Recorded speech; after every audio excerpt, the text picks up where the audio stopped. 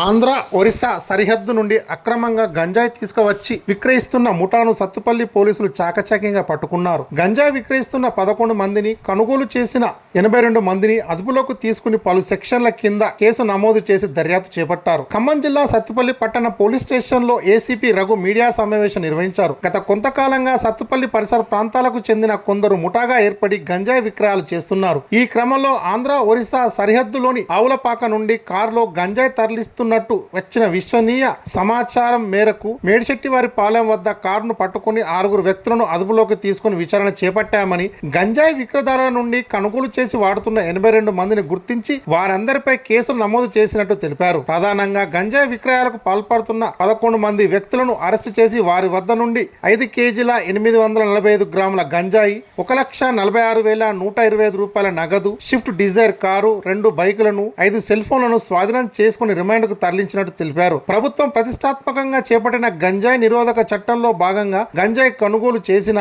విక్రయించిన PD కేసులు నమోదు చేస్తామని ఏసీపీ రఘు హెచ్చరించారు.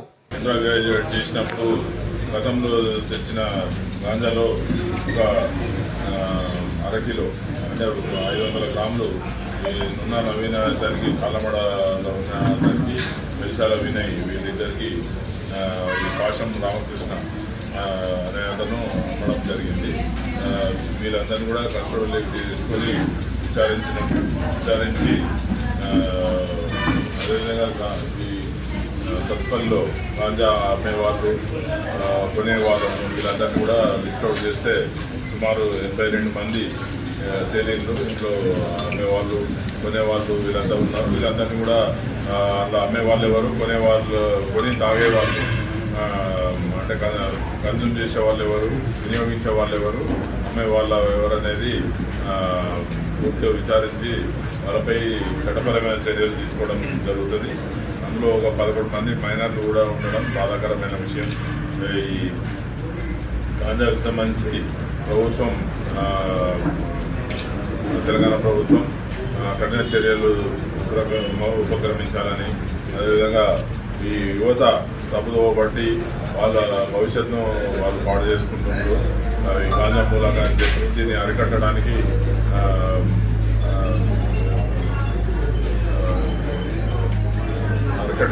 స్ట్రిక్ట్ ఇన్స్ట్రక్షన్స్ మాకు ఇవ్వడం జరిగింది.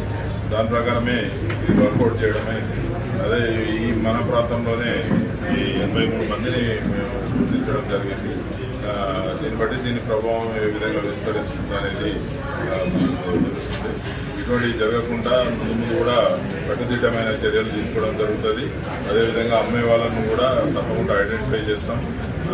తాగే వాళ్ళను కూడా గుర్తించి వాళ్ళపై కూడా చట్టపరమైన చర్యలు తప్పకుండా తీసుకోవడం జరుగుతుంది.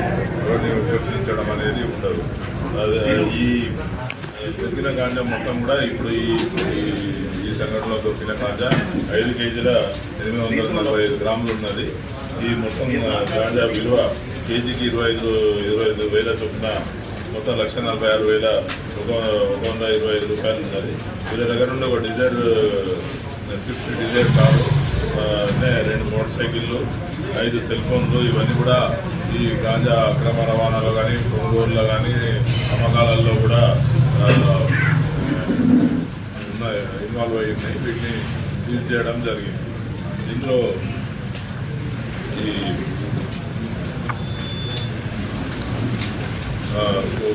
కోవారపు దివాకర్ అనే అతను ఈ గాంజాయి అమ్ముతుంటాడు. ఇతను ఈ మార్కెటింగ్ అవి చూసుకుంటుంటాడు. ఎవరైనా కొనే వాళ్ళు ఉన్నా కానీ ఈ శివరామకృష్ణకు ఇన్ఫర్మేషన్ ఇవ్వడం, వాళ్ళ అట్లే కొనుగోలుదారులకు కూడా ఇది చెప్తుంటాడు. ఇన్ఫర్మేషన్ ఎవరైతే కొనుక్కోవాలనుకున్నారో వాళ్ళకు కూడా ఇన్ఫర్మేషన్ పాస్ ఆన్ చేస్తుంటాడు. ఇతను గతంలో కూడా భద్రాచలంలో ఒక కేసులో ఇన్వాల్వ్ అయి ఉన్నాడు. దాంట్లో ఇంకా అరెస్ట్ కాలేదు కూడా, అందులో అబ్స్కాండింగ్లో ఉన్నాడు. ఇతను కూడా ఈ కేసులో పట్టుకోవడం జరిగింది.